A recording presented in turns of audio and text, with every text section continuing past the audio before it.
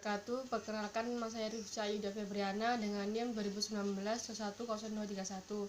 Di sini saya dan rekan-rekan saya akan menjelaskan tentang Pancasila bab 5, yaitu tentang mengapa Pancasila disebut sistem filsafat.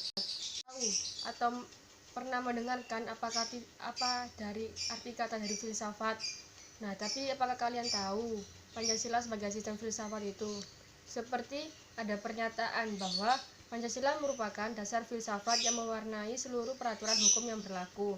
Arti dari pernyataan tersebut adalah Pancasila itu sebagai sistem komprehensif atau menyeluruh. Pancasila merupakan suatu sistem mendasar dan fundamental karena mendasari kebijakan penyelenggaraan peraturan negara. Tentang Nuremberg bahwa Pancasila itu sebagai sistem filsafat. Kenapa demikian? Karena dijelaskan bahwa hasil perenungan dari para tokoh-tokoh kemerdekaan Indonesia. Ciri-ciri kefilsafatan itu ada 4, yaitu koheren, menyeluruh, mendasar, dan spekulatif. Pancasila adalah segala suatu politik yang mengatur dan mengarahkan segala kegiatan yang berkaitan dengan kehidupan kenegaraan. Ada 2 istilah, yaitu istilah filsafat dan istilah Weltanschauung. Kalau istilah filsafat itu bentuknya seperti teori atau abstrak. Kalau Weltanschauung itu bentuknya itu seperti dalam kehidupan sehari-hari, penerapan dalam kehidupan sehari-hari. Perkenalkan, nama saya Steven Francisco Pratama, NIM 2019-210-235. Di sini saya akan menjelaskan tentang urgensi Pancasila sebagai sistem filsafat. Mengapa manusia memerlukan filsafat? Pertama, manusia telah memperoleh kekuatan baru yang besar dalam sains dan teknologi, telah mengembangkan bermacam-macam teknik untuk memperoleh ketentraman dan kenikmatan. Akan tetapi, pada waktu yang sama, manusia merasa tidak tentram dan gelisah karena mereka tidak tahu dengan pasti makna hidup mereka ke arah harus tempuh dalam kehidupan mereka. Kedua, filsafat melalui kerjasama dengan disiplin ilmu lain memainkan peran yang sangat penting untuk membimbing manusia kepada keinginan dan aspirasi mereka. Dengan demikian, manusia dapat memahami pentingnya peran filsafat dalam kehidupan bermasyarakat, berbangsa, dan bernegara. Di sini saya akan melanjutkan presentasi saya dengan menjelaskan makna Pancasila sebagai berikut. Pengolahan filosofis Pancasila sebagai dasar negara ada beberapa aspek. Pertama, agar dapat diberikan pertanggungjawaban rasional dan mendasar mengenai sila-sila dalam Pancasila sebagai prinsip-prinsip politik. Kedua, agar dapat dijabarkan lebih lanjut sehingga menjadi operasional dan bidang-bidang yang menyangkut hidup bernegara. Di sini saya akan menjelaskan tentang landasan ontologis sebagai filsafat Pancasila. Secara ontologis, Pancasila sebagai filsafat dimaksudkan sebagai upaya untuk mengetahui hakikat dasar dari sila-sila Pancasila. Pancasila terdiri atas 5 sila, memiliki satu kesatuan dasar ontologis, maksudnya setiap sila bukan merupakan asas yang berdiri sendiri-sendirinya. Assalamualaikum warahmatullahi wabarakatuh. Terima kasih atas kesempatannya. Perkenalkan, nama saya Patricia Alfa Muhammad dengan NIM 244. Nah, di sini saya akan melanjutkan presentasi dari rekan saya. Yang ketiga yaitu landasan epistemologis filsafat Pancasila.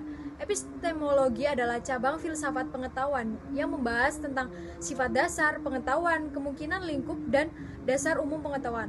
Little John N. Voss menyatakan bahwa epistemologi merupakan cabang filosofi yang mempelajari pengetahuan atau bagaimana orang-orang dapat mengetahui tentang sesuatu apa yang mereka ketahui. Nah, mereka mengemukakan beberapa persoalan paling umum dalam epistemologi sebagai berikut.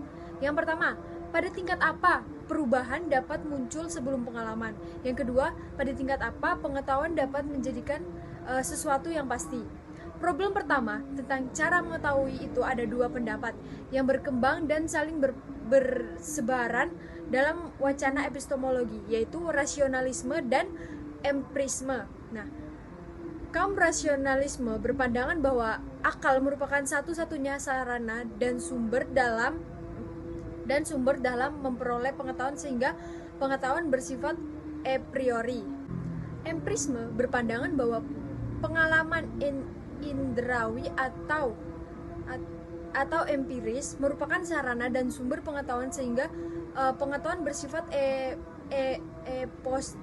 posteri. Problem kedua tentang pada tingkatan apa pengetahuan dapat menjadi sesuatu yang pasti berkembang menjadi dua pandangan, yaitu pengetahuan yang mutlak dan pengetahuan yang relatif. Pada posisi yang lain, sifat relatif pengetahuan tentang Pancasila sebagai bentuk pengalaman dalam kehidupan individu rakyat Indonesia, kemungkinan pemahaman yang beragam meskipun roh atau semangat universalnya tetap ada. Noto Ganoro menyebutnya dengan pelaksanaan Pancasila umum, kolektif, dan singular konkret. Nah, selanjutnya yang keempat, saya akan menjelaskan tentang sebuah landasan aksiologis Pancasila. Little John and Foss menyatakan bahwa aksiologi merupakan cabang filosofi yang berhubungan dengan penelitian tentang nilai-nilai. Landasan aksiologis Pancasila artinya nilai atau kualitas yang terkandung dalam sila-sila Pancasila. Sila pertama mengandung kualitas monoteis, spiritual, kekudusan, dan sakral. Sila kemanusiaan mengandung nilai martabat, harga diri, kebebasan, dan tanggung jawab. Sila persatuan mengandung nilai solidaritas dan kesetiakawanan. Sila keempat mengandung nilai demokrasi, musyawarah, mufakat, dan berjiwa besar. Sila keadilan mengandung nilai kepedulian dan gotong royong. Sekian dari saya. Wassalamualaikum warahmatullahi wabarakatuh. Assalamualaikum warahmatullahi wabarakatuh. Nama saya Rizky Fitria Dewi dengan NIM 245. Di sini saya akan menjelaskan mengenai sumber historis dan sumber sosiologis Pancasila sebagai sistem filsafat. Yang pertama, saya akan menjelaskan mengenai sumber historisnya.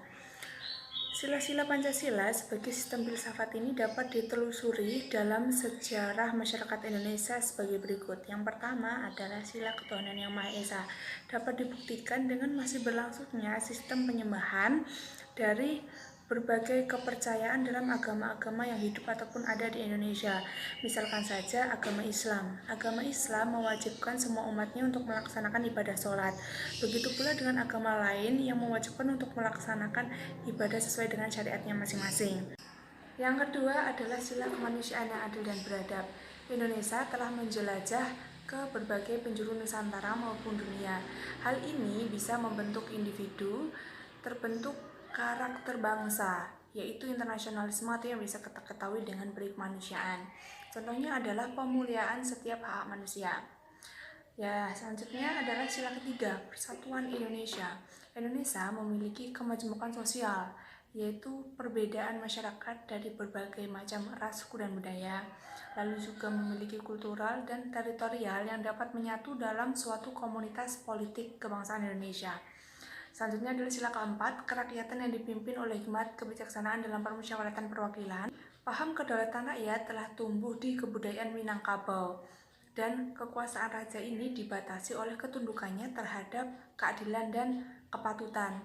Ada dua anasir penting dari Hatta, yaitu yang pertama, hak untuk mengadakan protes terhadap peraturan raja yang tidak adil, dan yang kedua adalah hak untuk menyingkirkan dari kekuasaan raja yang tidak disenangi.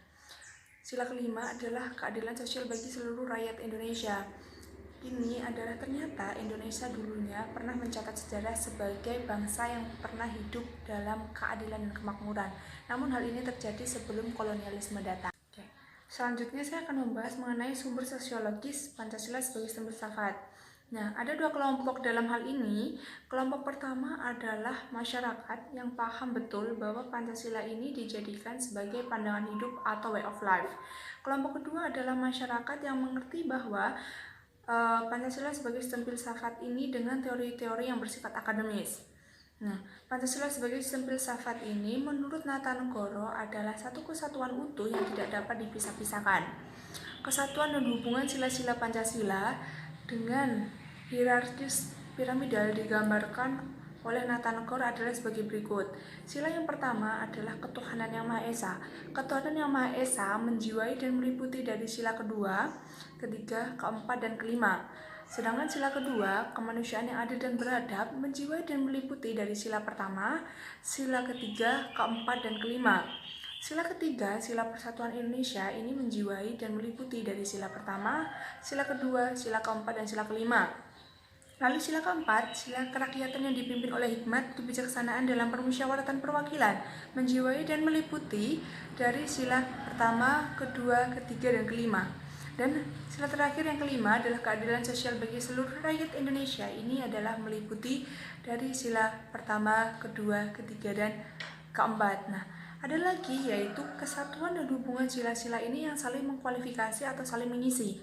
Yang pertama adalah sila ketuhanan yang Maha Esa. Sila ketuhanan yang Maha Esa ini berkemanusiaan yang adil dan beradab, berpersatuan Indonesia, berkerakyatan yang dipimpin oleh hikmat kebijaksanaan dalam permusyawaratan perwakilan, dan berkeadilan sosial bagi seluruh rakyat Indonesia. Lalu sila yang kedua, sila kemanusiaan yang adil dan beradab, ini berketuhanan yang Maha Esa, berpersatuan Indonesia, berkerakyatan yang dipimpin oleh hikmat kebijaksanaan dalam permusyawaratan perwakilan, dan berkeadilan sosial bagi seluruh rakyat Indonesia. Begitu pula seterusnya sampai sila kelima. Jadi setiap sila ini meliputi dan menjiwai maupun mengisi dari setiap 4 sila lainnya. Terima kasih, itu saja dari saya. Selanjutnya akan dijelaskan oleh rekan-rekan saya. Perkenalkan, nama saya Muhammad Rehan dengan NIM 246. Ini saya akan menjelaskan sumber politisi Pancasila sebagai sistem filsafat. Pancasila merupakan konsensus politik yang kemudian berkembang menjadi sistem filsafat. Pancasila sebagai sistem filsafat pada sidang sidang PPKI dan Kuliah Umum Soekarno antara tahun 1958 dan 1959 tentang pembahasan sila-sila Pancasila secara filosofis. Kedudukan Pancasila diletakkan sebagai dasar kerohanian bagi penyelenggaraan kehidupan bernegara di Indonesia. Soekarno dalam Kuliah Umum di Istana Negara 22 Mei 1958 dapat mempersatukan bangsa Indonesia dan menyelamatkan negara Indonesia dari disintegrasi bangsa. Pada Kuliah Umum di Istana Negara pada 26 Juni 1958, Soekarno membahas sila-sila Pancasila sebagai berikut. Sila 1, pada garis besarnya manusia itu percaya kepada Tuhan sebagaimana yang dikenal oleh penganut agama masing-masing. Sila kedua, yang merupakan upaya untuk mencegah timbulnya semangat nasionalisme yang berlebihan sehingga terjebak dalam chauvinisme atau rasialisme. Sila ketiga, pada Juli 1958 di Istana Negara, Soekarno bertitik tolak dari berbagai pengertian tentang bangsa yang diambilnya dari berbagai pemikiran, seperti teori Ernest Renan yang mengatakan bahwa bangsa itu sekumpulan manusia yang mempunyai keinginan bersatu hidup bersama. Oke, sekian, terima kasih presentasi dari saya. Assalamualaikum warahmatullahi wabarakatuh. Nama saya Erika Duwanawati dengan NIM 2019-210247. Di sini saya akan menjelaskan tentang simbol. Tahukah Anda apa yang dimaksud dengan simbol? Simbol adalah tanda yang memiliki hubungan dengan objeknya yang berdasarkan konvensi, aturan, atau persetujuan. Dan simbol itu ditandai dengan persetujuan seperti halnya bahasa, gerak, isyarat yang perlu kita pelajari agar kita memahaminya. Makna suatu simbol itu harus berdasarkan persetujuan atau kesepakatan bersama atau sudah diterima oleh umum sebagai suatu kebenaran. Nah, tahukah Anda apa arti dari simbol Persial yang berada dalam dada burung Garuda berikut ini? Dan di sini saya akan menjelaskan tentang arti simbol dari burung Garuda Pancasila. Nah, Garuda Pancasila sendiri adalah burung Garuda yang sudah dikenal melalui mitologi kuno dalam sejarah bangsa Indonesia, yaitu kendaraan Wisnu yang menyerupai burung elang Raja Wali. Nah, Garuda digunakan sebagai lambang negara untuk mengabarkan bahwa Indonesia adalah bangsa dan negara yang kuat. Warna keemasan pada burung Garuda melambangkan keagungan dan kejayaan. Nah, Garuda memiliki paruh sayap, ekor, cakar yang melambangkan kekuatan dan tenaga pembangunan yang sangat kuat. Nah, jumlah bulu burung Garuda Pancasila melambangkan hari jadi proklamasi kemerdekaan Indonesia pada 17 Agustus 1945, yang diantaranya ada 17 helai bulu masing-masing sayap, ada 8 helai bulu ekor, ada 19 helai bulu di bawah persial atau pada pangkat ekor, dan ada 45 helai bulu di leher. Nah, persial adalah yang sudah dikenal lama dalam kebudayaan dan peradaban Indonesia sebagai bagian senjata yang melambangkan perjuangan, pertahanan, dan perlindungan diri untuk mencapai tujuan. Di tengah-tengah persial terdapat garis hitam yang tebal melukiskan garis khatulistiwa, yaitu negara tropis yang membentang dari timur ke barat. Nah, warna dasar paling ruang persial adalah warna bendera kebangsaan Indonesia. Pada persial terdapat 5 buah ruang untuk mewujudkan dasar negara Pancasila. Dan berikut ini saya akan menjelaskan pengaturan lambang persial sebagai berikut. Yang pertama ada sila pertama, ketuhanan yang Maha Esa, dilambangkan dengan cahaya bagian tengah. Persial terbentuk bintang yang bersudut 5 dan berlatar hitam. Dan sila yang kedua, kemanusiaan yang adil dan beradab, dilambangkan dengan tali rantai bermata bulatan dan persegi di bagian kiri bawah, dan persial berlatar merah. Sila ketiga, persatuan Indonesia, yang dilambangkan dengan pohon beringin kiri atas persial berlatar putih. Dan sila yang keempat, kerakyatan yang dipimpin oleh hikmat kebijaksanaan dalam